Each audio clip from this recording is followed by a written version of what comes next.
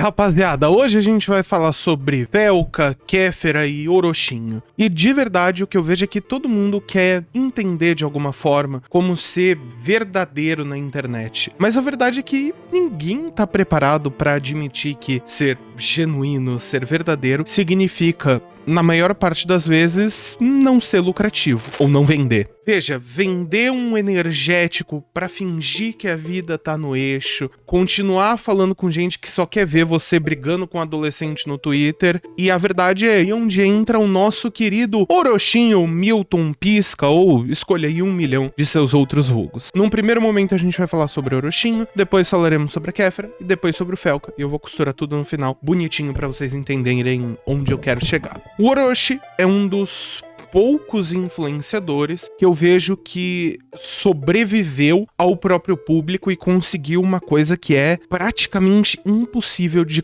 se conseguir nesses meios, que é reeducar a sua própria comunidade. O público antigo do Orochi era cheio de gente torta, cara que achava que meme de bigodismo era ser algum tipo de pessoa que subverte a cultura e subverte os bons costumes. Ele conseguiu pegar essa massa deformada que anteriormente era o público dele e torceu, bateu e manobrou até ficar só a galera de boa. Seja por maturidade dele, por pessoa, por crescer e entender que esse tipo de público não é exatamente o melhor caminho, ou simplesmente por fazer uma escolha consciente de isso não tá legal pra mim e não tá legal pra minha imagem. O que ele fez foi tirar os doentes, né, a galera mais torta da comunidade e trazer gente mais normal e continuar produzindo o conteúdo dele. Veja, eu não tenho um problema aqui com piada de humor negro, nem nada do tipo, mas tinha uma linha que tava sendo ultrapassada ali que o Orochi percebeu. E o mais curioso pra mim dessa história inteira é que o Orochi não se vendeu de alguma forma. Diferente de Velka e diferente de Kéfera, ele não se vendeu do mesmo jeito. Claro, ele fazia patrocínios, né? Fez trabalhos com patrocinadores, mas foi sempre isso, um trabalho com patrocinadores. Eu vejo que o Orochi não se vendeu pra marca, ele não se vendeu pra emissora, ele não se vendeu pra um hype momentâneo. Mais perto que ele teve disso foi a época do Guaraná, em que ele saiu por ter ele mesmo, vamos colocar dessa forma. Ele simplesmente continuou sendo ele e foi adaptando o seu conteúdo para as novas demandas que surgiam. Isso não quer dizer, claro, que ele é perfeito, porque não existe adulto fofo, como nós já falamos aqui 1 milhão de vezes, mas ele entendeu o básico de ser um criador de conteúdo, que a internet não é sobre você ser o centro do mundo o tempo inteiro, sabe? Não. Que de vez em quando a gente é o centro do mundo, que eventualmente nós estamos acima do palco, e é isso. É uma questão temporária, eventual e efêmera acima de qualquer coisa. É por isso que eu vejo que os projetos do Orochinho dão tão certo, né? Por isso que ele consegue se manter tanto na internet da forma que ele se mantém. Ele recentemente tomou strike da Kéfera. Bom, encontrei aqui e são 7 dias sem poder enviar nada pro YouTube, nem fazer transmissão. Então a live do Magrão provavelmente vai rolar só na Twitch. E se pá, eu abro ela no canal de games também. Mas talvez só na Twitch. Tá? Isso se eu não me matar até lá, né? Vai ter hoje ainda a live do Magrão se eu não me matar. Se não tiver, porque eu me matei. Então tá aí, 7 dias sem poder upar nada, velho. Por causa do... Eu não fiz nada, mano. Então tá bom, sem choro, sem choro. Acontece coisas da vida, fazer o quê? Só resta o L pra fazer.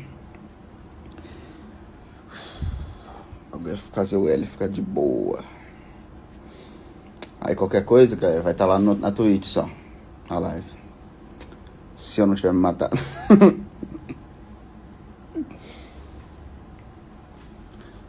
E eu tava vendo, eu não falei nada, mas... Faz o K de Kéfera.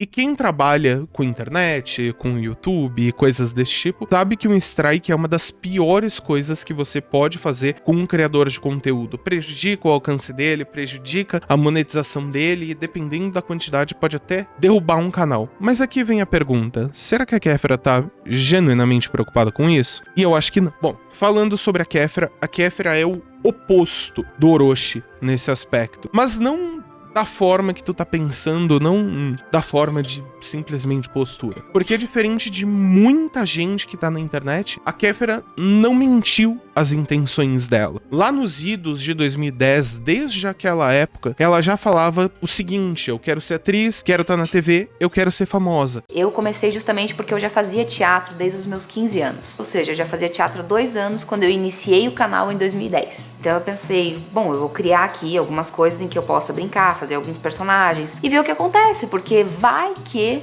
alguém assiste, vai que alguém gosta, vai que alguém me chama pra fazer um teste. E de verdade, ela foi. E sendo genuíno, ela ainda é. A internet pra ela nunca foi tida como casa, ou ambiente de conforto, ou ambiente positivo de alguma forma. Ela foi sempre o caminho pra fama. A internet sempre foi o degrau que ela usaria pra conseguir esse destaque nacional que ela buscava até mesmo na época. E é por isso que eu acho que não dá pra gente tratar a Kéfera da forma que nós tratamos outros influenciadores, porque ela não está colocada dentro da cultura da internet, ela não tá preocupada com a regra de boa convivência de dentro do YouTube, porque o YouTube não é o objetivo. O YouTube é só uma coisa que ela fez por um tempo. É por isso que ela não vai estar preocupada com regras de boa convivência, até mesmo com outros criadores, de certa forma. Ela não precisa, não é o objetivo dela.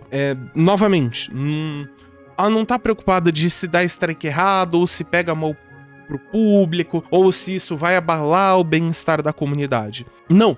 E até por isso que ela vai usar a desculpa clássica do gente, não fui eu, foi a minha equipe que deu strike. Ou então não fui eu, foi algum representante de alguma coisa e eu não sabia. Sinceramente, ela não faz parte desse nicho mais da forma que o Orochi faz, da forma que o Felca faz, da forma que eu faço, que o Nobuki faz, que o Vi faz, que o Craven faz. Não, ela não faz parte mais dessa comunidade das nossas idiosincrasias. As redes, de novo, são só uma escada na qual ela usa para sempre dar o próximo passo, para melhorar a própria carreira. No fim do dia, é um meio para alcançar algo maior e não um fim em si mesma. E eu não vejo, nesse sentido, a Kéfera como vilã por fazer isso. Ela está errada em dar um strike, mas de usar a internet como ferramenta, ela não é a vilã por isso. Ela só entendeu antes de todo mundo que a internet é um lugar de passagem para quem quer fazer essa passagem. E não é um lugar de permanência, de estar ali sempre. Principalmente para quem quer ter sempre o holofote em cima de si. Essa reflexão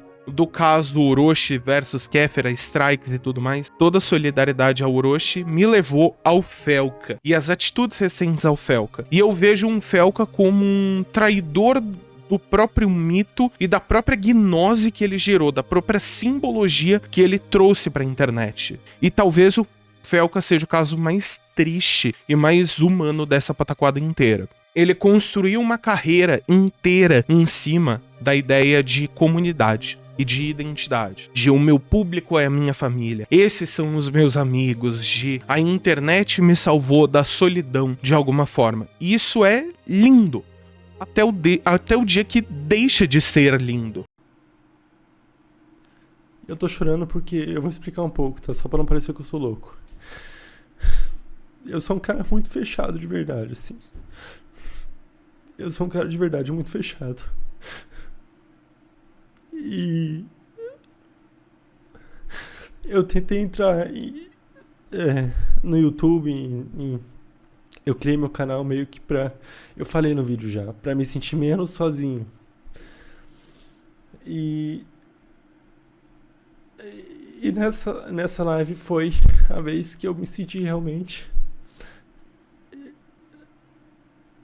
Eu me senti...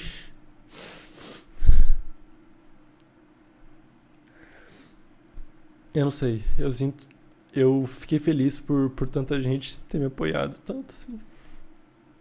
Pô, é foda, cara, eu não queria parecer assim. Eu fiquei... Que é o que a gente tá vendo aí nos últimos meses e nas últimas movimentações. Quando o Felca abre o portão da vida dele pra internet, de vocês são meus amigos, vocês são os amigos que eu não tive, por questões de bullying e tudo mais, o público vai entrar e junto com o público vão entrar as percepções, as dores, os julgamentos, os elogios e as cobranças. O público vai se sentir parte de algo maior. Cada conquista do Felca também é uma conquista do público e cada erro do Felca Felca, também é um erro do público. E quando esse público se sentir traído, como está se sentindo agora, ele vai te comer vivo. O Felca prometeu não se vender. Esses discursos, né, de são minha família, são os meus amigos, você não se vende nesse aspecto. Mas ele se vendeu. Prometeu que o canal era sobre liberdade e assuntos que ele achava importante falar. Mas fechou o contrato com uma empresa que ele dizia que nunca se aliaria. E não foi a primeira vez. Há um tempo atrás teve o caso da Overclock, em que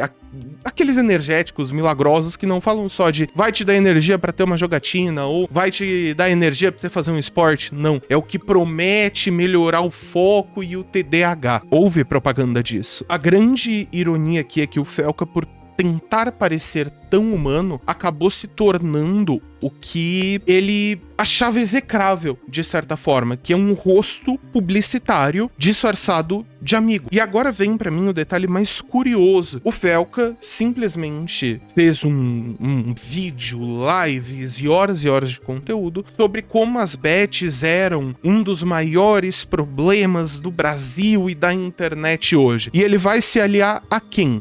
A Globo, a principal emissora do Brasil, uma das principais fontes de informação, não só na TV, mas em rádio e jornal e até na própria internet. O G1 é um point de informação muito forte, né? Os jornais da Globo, né, são muito fortes nesse sentido. E emissora essa que, se você parar pra pensar 2 minutos e olhar de forma mais fria, praticamente um outdoor ambulante de aposta esportiva /bet. A Globo transmite jogos de futebol que são recheados de bet. O Cartola, que é uma das mais antigas, trabalha, né, é da Globo, tá envolvida com a BetMGM, se eu não me engano, que é, né, uma das maiores casas de apostas. A Globo está sendo apoiada diretamente por casas de apostas.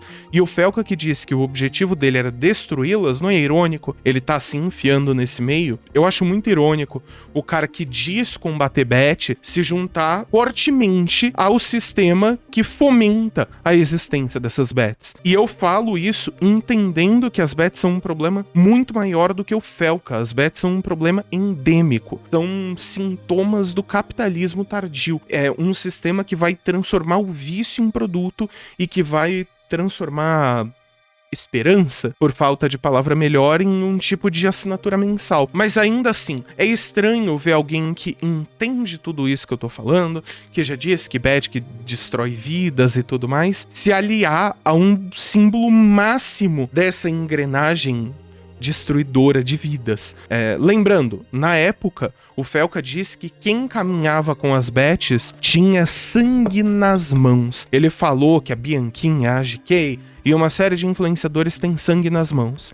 Agora ele, por estar nessa engrenagem, por estar se associando a isso, também não tem? As minhas críticas aos posicionamentos do Felca não diminuem em absolutamente nada o peso do vídeo da adultização. O vídeo, a adultização do Felca, segue sendo, sem exagero, o vídeo mais importante de 2025. Segue sendo o vídeo mais relevante e que trouxe uma das principais discussões pro âmbito da internet. Eu sei que outros influenciadores antes já falaram, mas foi o do Felca que estourou. O problema aqui não é o Felca errar.